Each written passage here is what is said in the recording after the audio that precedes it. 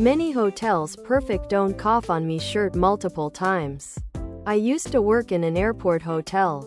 Knowing that chances are some guests won't arrive due to missed or delayed flights, so we sell more rooms that we have. You have guests checking out from 2/3 am due to early flights, so even though the room is technically still theirs, you quickly and sometimes poorly clean the room and tell the arriving unexpected guest or new booking there's a random computer issue and to wait 20 minutes and then check them into the departed guest's room praying. Multiple times I've had to run a kettle. Perfect don't cough on me shirt, tank top, V-neck, sweatshirt and hoodie. Airlines do this shit with airplane seats too. I once had a connecting flight while heading back to college, which was luckily not a long flight and I had plenty of time.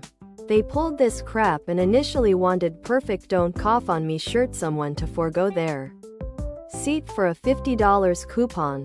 I let it go up to a $250 direct check and then volunteered, and they still tried to go with credit toward a ticket. This only took the check and got paid that amount for a couple of hours watching Netflix at the airport. I had a friend Delta pulled this shit. That was during the before times. Other product.